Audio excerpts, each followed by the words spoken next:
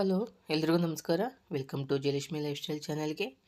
ಇವತ್ತು ಒಂದು ಒಳ್ಳೆ ಐಡಿಯಾ ಬರುವಂಥ ಒಂದು ಬ್ರೇಕ್ಫಾಸ್ಟನ್ನು ನಿಮಗೆ ಹೇಳ್ಕೊಡ್ತೀನಿ. ಐಡಿಯಾ ಅಂದರೆ ಏನು, ಎಲ್ರಿಗೂ ಗೊತ್ತಿರುತ್ತೆ. ಇಡ್ಲಿ, ದೋಸೆ, ಪಡ್ಡು ಮಾಡೋದು ಹೇಗೆ ಅಂತ ಹೇಳ್ಬಿಟ್ಟು ಎಲ್ಲರಿಗೂ ಸಾಮಾನ್ಯವಾಗಿ ಗೊತ್ತೇ ಇರುತ್ತೆ. ಆದರೆ ಅದರಲ್ಲೇ ನಾವು ಈಸಿಯಾಗಿ, ಸುಲಭವಾಗಿ ಹೇಗೆ ಮಾಡ್ಕೋಬೇಕು ಅನ್ನೋದ್ರ ಬಗ್ಗೆ ನಾನು ನಿಮಗೆ ಇವತ್ತು ತಿಳಿಸ್ಕೊಡ್ತಾ ಇದ್ದೀನಿ. ಯಾಕೆಂದರೆ ಕೆಲ್ಸಕ್ಕೆ ಹೋಗುವಂಥವ್ರು, ಮಕ್ಕಳನ್ನ ಸ್ಕೂಲಿಗೆ ಕಳಿಸೋದು, ಬೆಳಗ್ಗೆ ಅರ್ಲಿ ಮಾರ್ನಿಂಗು ಪ್ರತಿಯೊಬ್ಬರು ಬ್ಯುಸಿ ಇರ್ತಾರೆ ಲೇಡೀಸು. ಎಲ್ರಿಗೂ ಬೇಗ ಆಗುವಂಥದ್ರ ಬಗ್ಗೆನೇ ಒಂದು ಐಡಿಯಾ ಬೇಕು ಅಂತೇಳಿ ಅಂದ್ಕೊಂಡಿರ್ತಾರೆ. ಹಾಗಾಗಿ ನಾನು ಇವತ್ತು ಅದು ಎಷ್ಟು ಸುಲಭ ಮಾಡ್ಕೊಳ್ಳೋದು, 1 ವೀಕ್ಗೆ ಎಷ್ಟು ಸುಲಭವಾಗಿ ನಾವು ತಿಂಡಿನ ಮಾಡ್ಕೊಳ್ಳೋದು ಹೇಗೆ. ಬೆಳಗ್ಗೆ ಎದ್ದರೆ ಟೆನ್ಷನ್ ಇಲ್ಲದೇ ರೆಡಿ ಇದೆಯಪ್ಪ ಇವತ್ತಿನ ತಿಂಡಿಗೆ, ನನಗೆ ಅದಕ್ಕೇನು ಬೇಕೋ ಅದು ಸಣ್ಣದಾಗಿ ಮಾಡ್ಕೋಬೇಕು ಅನ್ನೋ ಐಡಿಯಾ ಬರಬೇಕು. ಅದಕ್ಕೆ ಇವತ್ತು ನಾನು ಫಸ್ಟ್ ಏನು ಮಾಡ್ತಾಯಿದ್ದೆ ಅಂದರೆ, ಫಸ್ಟು ಅಕ್ಕಿ ನೆನೆ ಹಾಕ್ತಾಯಿದ್ದೀನಿ. ಅಕ್ಕಿ ಅಂದರೆ ಒಂದು 5 ಪಾವಷ್ಟು ಸೊಸೈಟಿ ಅಕ್ಕಿ ಹಾಕಿದ್ದೀನಿ. ಅದಕ್ಕೆ ಒಂದು 3/4 ಪಾವಷ್ಟು ಕುಸಲಕ್ಕಿ ಹಾಕಿದ್ದೀನಿ. ಮತ್ತು ಅದನ್ನು ಒಂದು 5ರಿಂದ 6 ಸಲ ಚೆನ್ನಾಗಿ ತೊಳಿಬೇಕು.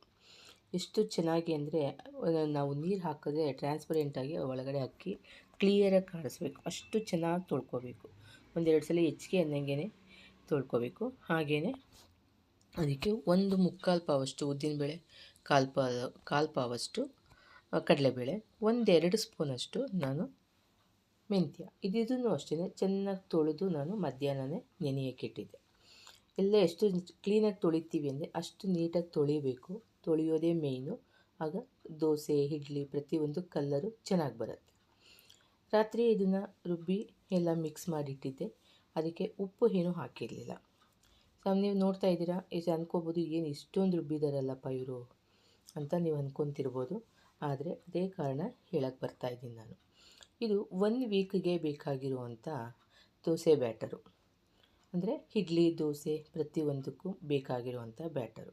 ಈ ವರ್ಕಿಂಗ್ ವುಮೆನ್ಸ್ಗಳಿಗೆ, ಸ್ಕೂಲಿಗೆ ಕಳಿಸೋರಿಗೆ, ಹಸ್ಬೆಂಡ್ ಬೇಗ ಕೆಲ್ಸಕ್ಕೆ ಹೋಗ್ತಾರೆ ಅಂದಾಗ ಪ್ರತಿದಿನವೂ ಏನು ಮಾಡೋದಪ್ಪ ಅನ್ನೋ ಒಂದು ಯೋಚನೆ ಕೂಡ ಇರುತ್ತೆ.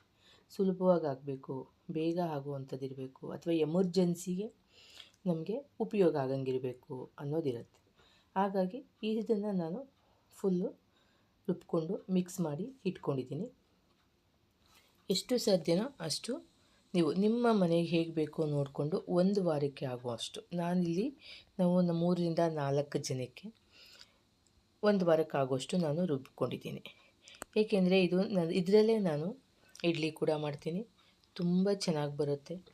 ಹಾಗೆ ದೋಸೆ, ಪಡ್ಡು ಪ್ರತಿಯೊಂದೂ ನಾವಿದರಲ್ಲಿ ಮಾಡ್ಕೊಳ್ತೀವಿ. ಈಗ ಇದನ್ನು ತೆಗೆದು ಬೆಳಗ್ಗೆ ನೋಡಿ ಚೆನ್ನಾಗಿ ಅರಳಿರುತ್ತೆ. ರಾತ್ರಿ ಕೂಡ ನಾನು ರುಬ್ಬಿರೋದು 9 ಗಂಟೆಯಲ್ಲಿ. ಏನು ನಿಮಗೆ ಹುಳಿ ಬರಲ್ಲ ಇದು ಅಂತ ಅನ್ನೋವಂಥ ಏನೂ ಒಂದು ಇದಿಲ್ಲ, ಅಷ್ಟು ಚೆನ್ನಾಗಿ ಬರುತ್ತೆ. ಆದರೆ ರಾತ್ರಿ ರುಬ್ಬಿದ ಮೇಲೆ ನೀವು ಚೆನ್ನಾಗಿ ನೀಟಾಗಿ ಕೈಯಲ್ಲೇ ಕಲಿಸ್ಬೇಕು. ಸೌಟಲ್ಲೆಲ್ಲ ಕಲಸಿದ್ರೆ ನಿಮಗೆ ಹಿಟ್ಟು ಹುಳಿ ಬರೋದಿಲ್ಲ. ಅದು ಬೆಳಗ್ಗೆ ನೋಡಿ ನಾನು 5:45, 6 ಗಂಟೆಗೇ ತೆಗೆದಿದ್ದೀನಿ. ಈಗ ಮತ್ತೆ ನಾನು ಎಲ್ಲ ಒಂದು ಸಮ ಎರಡನ್ನೂ ಮಿಕ್ಸ್ ಮಾಡ್ಕೊತೀನಿ. ಚೆನ್ನಾಗಿ ಮಿಕ್ಸ್ ಮಾಡಿಕೊಂಡು ಅದನ್ನ ನಮಗೆ ಏನಕ್ಕೆ ಬೇಕೋ ಅದಕ್ಕೆ ನಾನು ಮಾಡ್ಕೊಳ್ತಿದ್ದೀನಿ. ಇದು ಏನಕ್ಕಂದರೆ, ನಾನು ಈ ಥರ ನಿಮಗೆ ಯಾಕೆ ತೋರಿಸ್ತಾ ಇದ್ದೀನಿ ಅಂದರೆ, ಏನಾಗುತ್ತೆ ಅಂದರೆ ಬೆಳಗ್ಗೆ ಎದ್ದ ತಕ್ಷಣ ನಮಗೆ ಪ್ರತಿದಿನವೂ ಬೆಳಗ್ಗೆ ಒಂದೇ ಸಮ ಎದ್ದೇಳೋಕ್ಕಾಗಲ್ಲ. ಹಾಗಾಗಿ ಪ್ರಿಪೇರ್ ಮಾಡ್ಕೋಬೇಕಾದ್ರೂ ತುಂಬ ಟೈಮ್ ತೊಗೊಳುತ್ತೆ. ನಾವೇನು ಮಾಡಬೇಕು, ಈ ಥರ ಒಂದು ಮಾಡಿಟ್ಕೊಂಡಾಗ ಒಂದು ದಿವಸ ದೋಸೆ ಹಾಕ್ಕೊಡ್ಬೋದು, ಮತ್ತೊಂದು ಮಧ್ಯದಲ್ಲಿ ಒಂದೇನೋ ತಿಂಡಿ ಮಾಡ್ತೀವಿ, ಮತ್ತು ಇನ್ನೊಂದು ದಿವಸ ನಾವು ಇಡ್ಲಿ ಮಾಡ್ಬೋದು, ಇಲ್ಲ ಮತ್ತೊಂದು ದಿವಸ ನಾವು ಪಡ್ಡು ಮಾಡ್ಕೋಬೋದು. ಇದು ನಮ್ಮ ವೆರೈಟೀಸ್ ಆಫ್ ಇದಕ್ಕೆ ಆಮೇಲೆ ಎಮರ್ಜೆನ್ಸಿ ಯಾರಾದರೂ ಗೆಸ್ಟ್ ಬಂದರು, ಅವತ್ತಿನ ತಿಂಡಿ ಬೇಗ ಖಾಲಿ ಆಯಿತು. ಈಗ ಮನೇಲಿ ಸಾಮಾನ್ಯವಾಗಿ ಲೇಡೀಸ್ಗಳ್ಗೇ ಸ್ವಲ್ಪ ತಿಂಡಿ ಶಾರ್ಟೇಜ್ ಬರುತ್ತೆ. ಅಂಥ ಟೈಮಲ್ಲಿ ಒಂದು ದೋಸೆ ಹಾಕ್ಕೊಂಬಿಡ್ಬೋದು, ಬೇಗ ಆಗುವಂಥದ್ದು. ಸಾಂಬಾರು ಏನೋ ಒಂದಿರುತ್ತೆ, ಅದಕ್ಕೆ ನಾವು ಒಂದು ದೋಸೆ ಹಾಕ್ಕೊಂಬಿಡ್ತೀವಿ. ಮತ್ತೊಂದು ಅಥವಾ ಸಂಜೆ ಮಕ್ಕಳು ಸ್ಕೂಲಿಂದ ಬರ್ತಾರೆ, ಏನಾದರೂ ಮಾಡಿಕೊಡಿ ಅಮ್ಮ ಅಂದಾಗ ಪ್ರತಿದಿನವೂ ಎಣ್ಣೆಲಿ ಕರೆದಿದ್ದು ಅಥವಾ ಬೇಕ್ರಿದು ಏನೋ ಒಂದು ಕೊಡಿಸೋದಕ್ಕಿಂತ ಇದಕ್ಕೆ ನೀವು ಒಂದು ಈರುಳ್ಳಿ ಅದೆಲ್ಲ ಹಾಕಿ ಒಂದು ಸಣ್ಣ ಪುಟ್ಟ ದೋಸೆ ಹಾಕ್ಕೊಡ್ಬೋದು. ಅಥವಾ ಸ್ವೀಟ್ ಪಡ್ಡು ಅಂತ ಮಾಡ್ತೀವಿ ಎಲ್ಲ. ಒಂದು ಇದೇ ಹಿಟ್ಟಿಗೆ ಒಂದು ಕಾಯಿ ಮತ್ತು ಬೆಲ್ಲ ರುಬ್ಬಿಟ್ಟು ನೀವು ಅದನ್ನು ಕೂಡ ಸ್ವೀಟ್ ಪಡ್ಡು ಮಾಡಿಬಿಟ್ಟು ತುಪ್ಪ ಹಾಕಿ ಕೊಟ್ಟರು ತುಂಬ ಚೆನ್ನಾಗಿರುತ್ತೆ ಮಕ್ಕಳಿಗೆ. ನಾನಿಲ್ಲಿ ಫಸ್ಟು ನಿಮಗೆ ಪಡ್ಡುಗೆ ಹೇಗೆ ರೆಡಿ ಮಾಡಿಕೊಂಡೆ ಅಂತ ತೋರಿಸ್ದೆ. ಅದಕ್ಕೊಂದು ಸ್ವಲ್ಪ ಕ್ಯಾರೆಟು, ಕಡಲೆಬೇಳೆ, ಉದ್ದಿನಬೇಳೆ, ಹಸಿಮೆಣ್ಸಿನ್ಕಾಯಿ, ಕರಿಬೇವು, ಈರುಳ್ಳಿ ಎಲ್ಲನೂ ನಾನು ಎಣ್ಣೆಲಿ ಬಾಡಿಸ್ಕೊಳ್ತೀನಿ. ಇದು ಖಾಲಿ ಹಿಟ್ಟನ್ನು ನಾವು ಪಡ್ಡು ಮಾಡೋದಕ್ಕಿಂತ ಅದಕ್ಕೊಂದು ಮಸಾಲೆ ಹಾಕಿ ಪಡ್ಡು ಮಾಡಿದ್ರೆ ಒಂದು ಚಟ್ನಿ ಒಂದು ಮಾಡಿಕೊಂಡ್ರೆ ಸಾಕು, ಬೇರೆ ಇನ್ನೇನು ಬೇಕಾಗಲ್ಲ. ಹಾಗೆ ದೋಸೆಗೂ ಅಷ್ಟೇ, ದೋಸೆ ಹಿಟ್ಟು ರೆಡಿ ಇರುತ್ತೆ, ಅದನ್ನು ನೀವು ಉಪ್ಪಾಕಿ ರೆಡಿ ಅದಕ್ಕೊಂದು ಸ್ವಲ್ಪ ಉಪ್ಪು ಹಾಕಿ ಮತ್ತು ಸ್ವಲ್ಪ ಒಂದು ಅರ್ಧ ಸ್ಪೂನ್ ಸಕ್ಕರೆ ಹಾಕಿ ಅದು ಕೂಡ ರೆಡಿ ಮಾಡಿಕೊಂಡು ನೀವು ದೋಸೆ ಹಾಕ್ಕೋಬೋದು. ಒಂದು ಚಟ್ನಿ, ಒಂದು ಆಲೂಗೆಡ್ಡೆ ಪಲ್ಯ ಮಾಡಿಕೊಂಡ್ರೆ ಸಾಕು.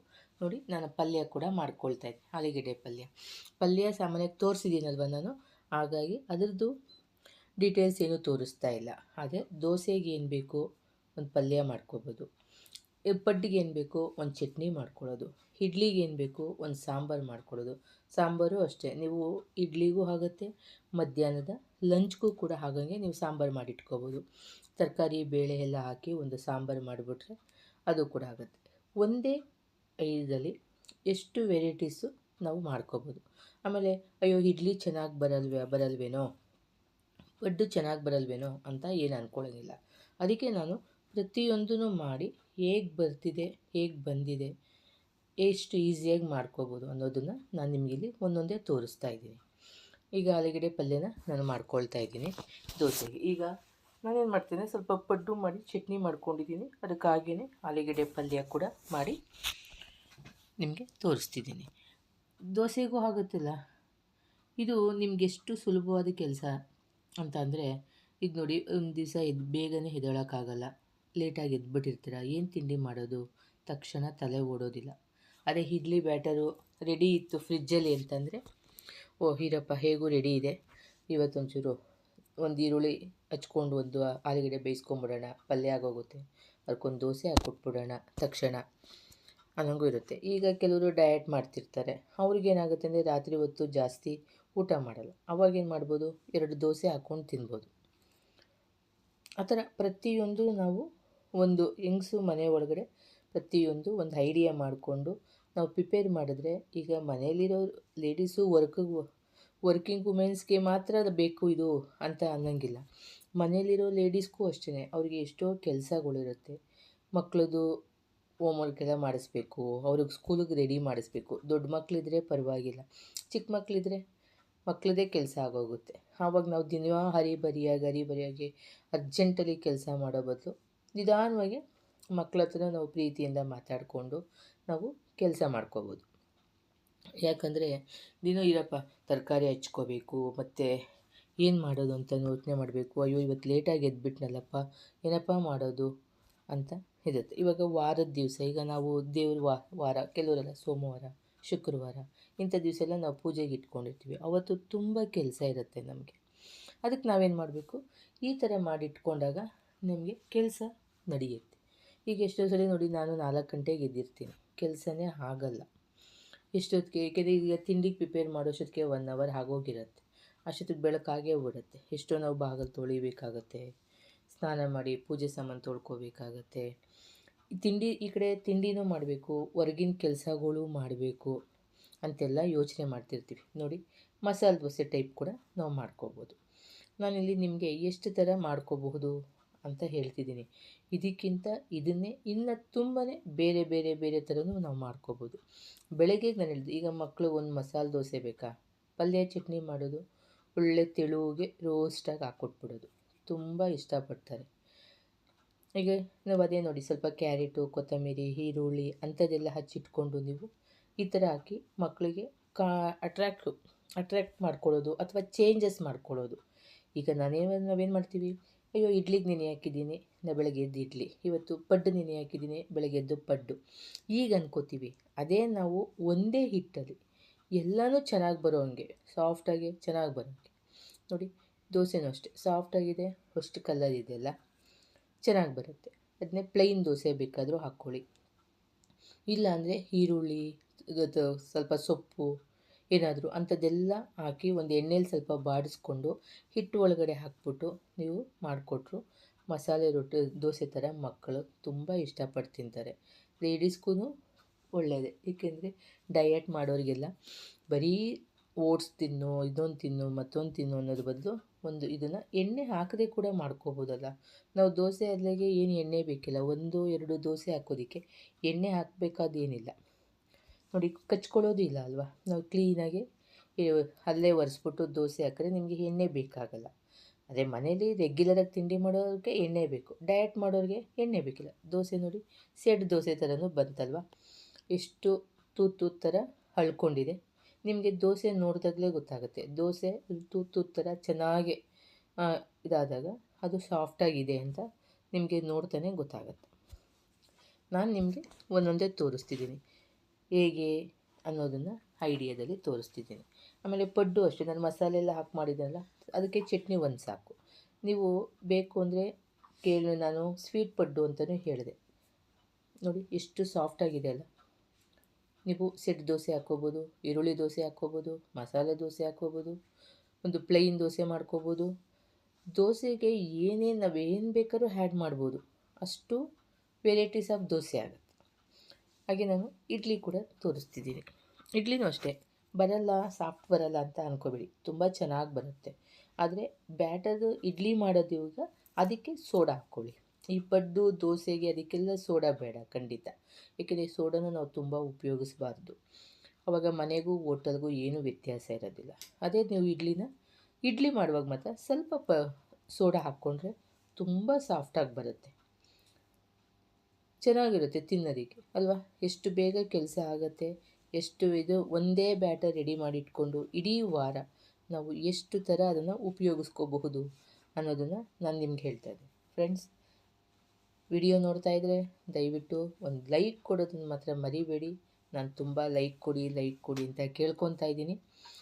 ಯಾಕೆ ನಿಮ್ಗೆ ಇಷ್ಟ ಆಗ್ತಿಲ್ಲ ಅಂತ ನನಗೆ ಗೊತ್ತಿಲ್ಲ. ಪ್ಲೀಸ್ ಒಂದು ಲೈಕ್ ಕೊಟ್ಟರೆ ನನಗೂ ಮಾಡೋ ಕೆಲಸದಲ್ಲಿ ಉತ್ಸಾಹ ಬರುತ್ತೆ. ನೋಡಿ, ಈಗ ನಾನು ದೋಸೆ ಹಿಟ್ಟದ್ದು ಎರಡನ್ನೂ ರೆಡಿ ಮಾಡಿ ಇಟ್ಕೊಂಡಿದ್ದೀನಿ. ಅಂದರೆ ಒಂದೇ ಹಿಟ್ಟು ನನಗೆ ಫ್ರಿಜ್ಜಲ್ಲಿ ಇಡೋಕ್ಕೆ ದೊಡ್ಡದು ಪಾತ್ರೆ ಇದಿಲ್ಲ ಅಂತ 2 ಭಾಗ ಮಾಡಿಟ್ಟಿದ್ದೀನಿ ಅಷ್ಟೇ. ಒಂದೇ ಬ್ಯಾಟರ್ ಎಲ್ಲ ಯಾವ್ದು ಬೇಕಾದ್ರೂ ನಾನು ಯೂಸ್ ಮಾಡ್ಕೋಬೋದು. ಈಗ ನೋಡಿ, ಇಡೀ ವಾರದಲ್ಲಿ ಈಗ ಒಂದು ದಿವಸ ದೋಸೆ ಆಯ್ತು, ಇವತ್ತು ದೋಸೆ ಪಡ್ಡು ಮಾಡಿಕೊಟ್ಟಿದ್ದೀನಿ. ಅದು ಇನ್ನೊಂದು ಮಧ್ಯದಲ್ಲಿ ಯಾವುದಾದ್ರೂ ಬೇರೆ ವೆರೈಟೀಸ್ ತಿಂಡಿ ಮಾಡ್ತೀನಿ. ನೆಕ್ಸ್ಟ್ ಇದು ಮಾಡಿಕೊಡ್ತೀನಿ. ರಾತ್ರಿ ಅಂತೂ ಒಂದೊಂದ್ಸಲ ಮುದ್ದೆ ಮಾಡಲಿಲ್ಲ ಅಂದರೆ ನಾನು ದೋಸೆನೇ ಹಾಕ್ಕೊಟ್ಬಿಡ್ತೀನಿ. ಏಕೆಂದರೆ ಈಗ ಪ್ರತಿದಿನ ಸಂಜೆ ಮುದ್ದೆ ತಿನ್ನೋಕ್ಕಾಗಲ್ಲ. ನಾವು ಮಧ್ಯಾಹ್ನ ಒಂದ್ಸಲ ಮುದ್ದೆ ಮಾಡ್ತೀನಿ, ರಾತ್ರಿ ಏನು ಮಾಡ್ತೀನಿ, ಈ ಥರ ದೋಸೆ ಹಾಕ್ಕೊಳ್ಳೋದು. ಚಪಾತಿ ಕೂಡ ನಾವು ದಿನ ತಿನ್ನೋಕ್ಕಾಗಲ್ಲ ನೈಟು, ಏಕೆಂದರೆ ಚಪಾತಿ ಕೂಡ ಹೀಟ್ ಜಾಸ್ತಿ. ಈಗಂತೂ ಡಾಕ್ಟ್ರು ಕೂಡ ಹೇಳ್ತಾರೆ ಗೋಧಿನೂ ಕಮ್ಮಿ ಮಾಡಿ, ಸ್ವಲ್ಪ ರಾಗಿ ಜೋಳ ಅಂಥದ್ದನ್ನು ಯೂಸ್ ಮಾಡಿ ಅಂತ ಹೇಳ್ತಾರೆ. ಹಾಗಾಗಿ ನಾವು ಪ್ರತಿದಿನ ಚಪಾತಿನೂ ತಿನ್ನೋಕ್ಕಾಗಲ್ಲಲ್ವ. ಒಂದಿನ ಚಪಾತಿ ಮಾಡಿದ್ರೆ ಒಂದಿನ ನಾವು ರಾತ್ರಿ ಡಿನ್ನರ್ಗೂ ಕೂಡ ನಾವು ದೋಸೆ ಹಾಕ್ಕೋಬೋದು. ನಾನು ಹೇಳಿರೋ ಈ ಐಡಿಯಾ, ನಾನು ಮಾಡಿರೋ ಇದು ನಿಮ್ಗೆ ಇಷ್ಟ ಆದರೆ ಖಂಡಿತ ಹೊಸಬರಾಗಿರೆ ಒಂದು ಸಬ್ಸ್ಕ್ರೈಬ್ ಮಾಡ್ಕೊಳ್ಳಿ. ಹಾಗೆ ಒಂದು ಲೈಕ್ ಕೊಟ್ಟು ನಿಮಗೆ ಐಡಿಯಾ ಗೊತ್ತಿರೋಂಗೆ ಇದನ್ನು ಮಾಡಿ ನೋಡಿ. ಇದರಿಂದ ನಿಮ್ಗೇನು ಅನ್ನಿಸ್ತು, ಇನ್ನೇನು ಮಾಡಬಹುದಿತ್ತು, ಇನ್ನೂ ಹೇಗೆ ಮಾಡಬೇಕು ಅನಿಸುತ್ತೋ ನನಗೊಂದು ಕಾಮೆಂಟ್ ಮೂಲಕ ತಿಳಿಸಿ. ಹಾಗೆ ಸ್ವೀಟ್ ಪಡ್ಡು ಮಾಡೋದು ಹೇಗೆ ಅಂತ ತೋರಿಸಿ ಅಂತಂದರೆ ತೋರಿಸಿ. ನೋಡಿ, ಒಳಗಡೆನೂ ಅಷ್ಟೇ ಎಷ್ಟು ಗೂಡು ಥರ ಹೇಗೆ ಬಂದಿದೆ ನೋಡಿ. ನೀವು ಚೆನ್ನಾಗಿ ಬರಲ್ಲ ಅಂತ ಹೇಳಿ ಅದು ಸೋಡಾ, ನಾನು ಇಲ್ಲಿ ಸೋಡಾ ಹಾಕಿಲ್ಲ. ನೀವು ಖಂಡಿತ ಒಂಚೂರು ಸೋಡಾ ಹಾಕ್ಕೊಳ್ಳಿ, ಇನ್ನೂ ಸಾಫ್ಟಾಗಿ ಬರುತ್ತೆ. ನೋಡ್ತಾ ಇದ್ದಾನೆ ಗೊತ್ತಾಗ್ತಿದೆ ಅಲ್ವಾ ಎಷ್ಟು ಸಾಫ್ಟಾಗಿ ಬಂದಿದೆ ಅಂತ ಹೇಳ್ಬಿಟ್ಟು.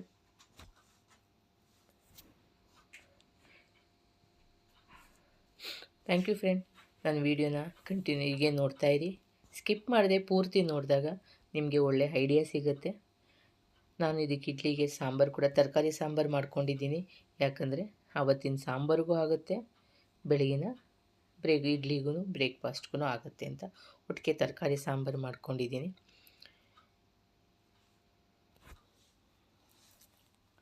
ಹಾಗೆ ನಿಮ್ಮ ಫ್ರೆಂಡ್ಸ್ಗೆಲ್ಲ ಶೇರ್ ಮಾಡಿ. ಹೊಸಬರಾಗಿದೆ ಸಬ್ಸ್ಕ್ರೈಬ್ ಮಾಡ್ಕೊಳ್ಳೋದನ್ನು ಮರಿಬೇಡಿ ಫ್ರೆಂಡ್. ಈಗ ನಾನು ಕೊಟ್ಟ ಐಡಿಯಾದಲ್ಲಿ ಏನಾದರೂ ತಪ್ಪಿದರೆ ಏನು ಮಾಡ್ಬೋದು ಅಂತ ನನಗೊಂದು ಐಡಿಯಾ ಕೊಡಿ. ನಾನು ಇದು ಎಲ್ಲರಿಗೂ ಉಪಯೋಗ ಬರುತ್ತೆ ಅಂತ ಅಂದ್ಕೊಂಡಿದ್ದೀನಿ, ಪ್ರತಿಯೊಬ್ಬರಿಗೂ. Thank you friend. ಹೀಗೆ ಚಾನಲ್ನ ನೋಡ್ತಾ ಇರಿ, ವಿಡಿಯೋ ಹಾಕ್ತಿರ್ತೀನಿ. ಹೊಸಬರಾಗಿದ್ದರೆ ಸಬ್ಸ್ಕ್ರೈಬ್ ಮಾಡ್ಕೊಳ್ಳಿ. ಹಾಗೆ ಪಕ್ಕದಲ್ಲಿರೋ ಬೆಲ್ ಐಕನ್ ಒತ್ತಿ ಫ್ರೆಂಡ್. ಥ್ಯಾಂಕ್ ಯು, ಧನ್ಯವಾದಗಳು.